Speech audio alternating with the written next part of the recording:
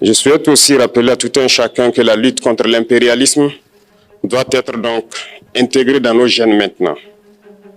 Ça doit être une lutte qui se mène de façon implacable et tous les jours. Parce que beaucoup de gens n'ont pas compris ce que c'est que cette lutte jusque-là. Nos vaillantes forces combattantes sont sur le terrain.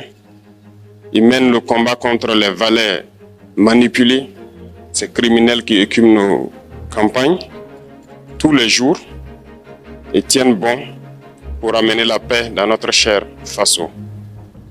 Autant ils le font, nos masses populaires laborieuses, que sont les agriculteurs, les éleveurs, se battent aussi également pour qu'on puisse atteindre l'autosuffisance alimentaire à travers donc l'accompagnement de tous les techniciens du ministère de l'Agriculture. C'est très important. Et autant qu'eux aussi se battent dans l'administration, nous devrons nous battre pour changer de mentalité. Cette décolonisation mentale, c'est la partie la plus difficile. Et c'est pour ça que nous tenons à vous rappeler constamment qu'il faut changer de mentalité, revenir à nos sources et nous battre. Et c'est ça aussi le combat contre l'impérialisme. Toutes les occasions nous sont offertes pour pouvoir comprendre l'impérialisme, ses manifestations. Quand je prends dernièrement les propos d'Emmanuel Macron sur l'Afrique, eh bien, tout Africain conscient devrait donc comprendre très vite tout ce qu'il a pu nous dire et qu'est-ce que ça signifie. Le général Tiani a dit il n'y a pas longtemps du changement donc de tactique ou de stratégie des forces françaises en Afrique, et je pense qu'il est venu le confirmer. Il s'agit de dissoudre et de garder un dispositif socle. Et Emmanuel Macron l'a si bien dit qu'on ne peut que le remercier pour cette sincérité, même si certains ont voulu mettre la poudre aux yeux de leur population, mais la réalité finit par rattraper aussi. Ils ne partiront pas de certains pays, ils ont juste dissous le dispositif. Vous ne les verrez plus dans des bases, mais dans les ambassades, ils seront là.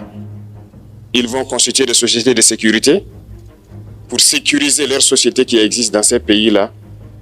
Mais les soldats seront là, mais vous ne les verrez plus en tenue ou rassemblés dans des bases. C'est tout ce que ça veut dire. Ils vont se réorganiser, mais seront là. Il a parlé de politesse vis-à-vis de certains chefs d'État en leur donnant la primauté d'annoncer donc la rupture ou le départ des forces françaises. Ça nous importe peu, on peut dire, mais tout ce que nous savons, c'est que si vous voulez une rupture avec ces forces impérialistes, c'est simple, on dénonce les accords. Tout commence par là-bas. Et je pense que l'exemple du Tchad, en tout cas, est palpable. Ils ont commencé par dénoncer les accords. Sinon, si on ne dénonce pas les accords, juste dire que les bases quittent, on n'a rien fait. Parce que le problème se trouve dans les accords coloniaux de défense qui ont été signés depuis l'indépendance. Le plus dangereux n'est pas ceux-là que vous voyez dans les bases. Le plus dangereux, ce sont les conseillers militaires. Les conseillers militaires existent dans tous ces pays. Ils ont existé au Burkina aussi jusqu'en fin 2022, jusqu'à ce que nous prenions nos responsabilités. Et qui sont ces conseillers militaires? C'est ceux-là qui sont censés mettre en pratique la politique de la France ici. Ils doivent travailler à rendre nos armées très faibles pour que la France puisse toujours avoir l'argument d'exister ici. Sous Blaise Compaoré, ils avaient réussi. Nos sentinelles prenaient donc la garde avec des bâtons. C'est ça que la France veut de nos armées. Lorsque nous arrivons à cette étape, nous n'avons pas le choix que de vouloir qu'ils viennent s'installer. Mais l'armée burkinabé a réussi à un moment donné à se débarrasser des conseillers militaires.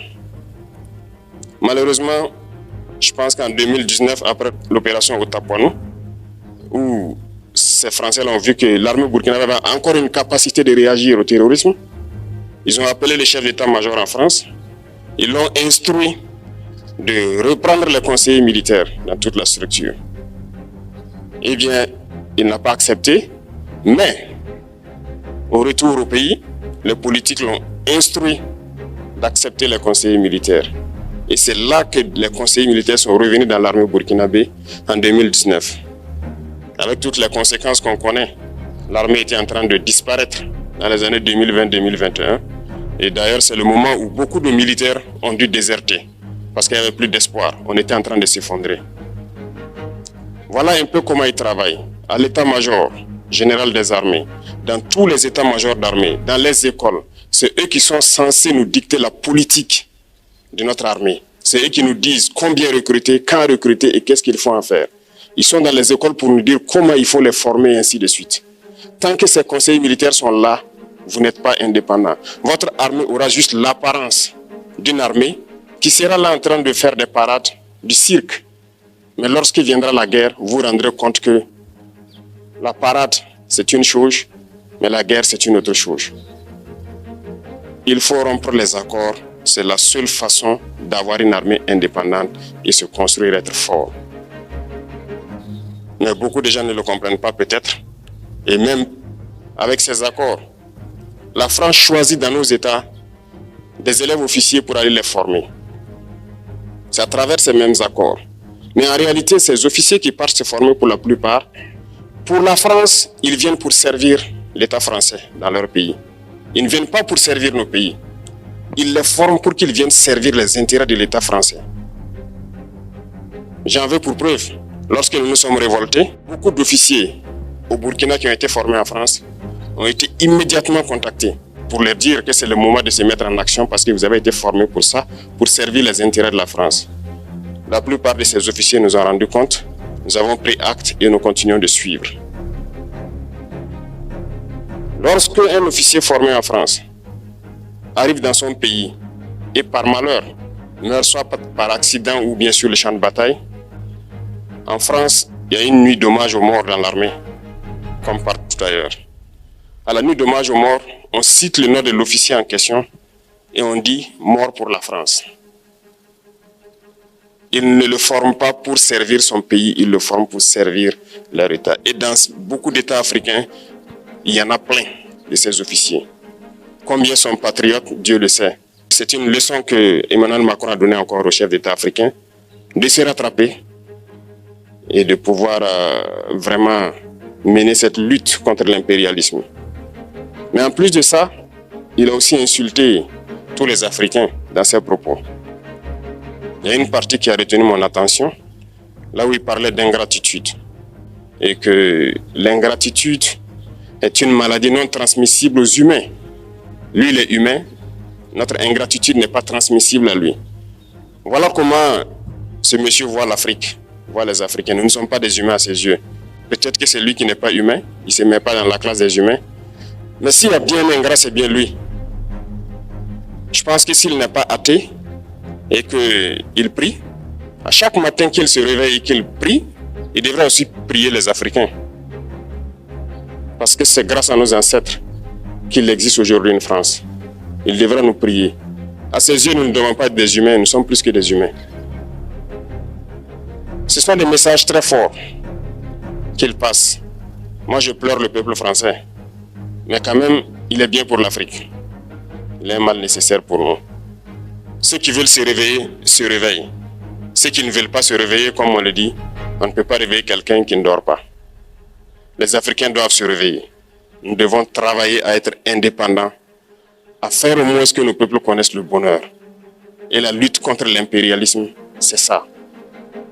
Il faut décoloniser les mentalités, prendre en compte toutes ces données-là, parce que le monde nous donne tellement d'exemples à voir. Pour eux, il n'y a pas de morale.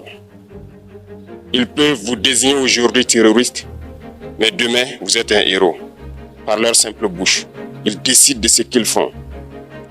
Ils parlent de démocratie, mais ils se font eux-mêmes des coups d'État constitutionnels entre eux. Ils parlent des droits de l'homme, mais ils déciment des populations ailleurs.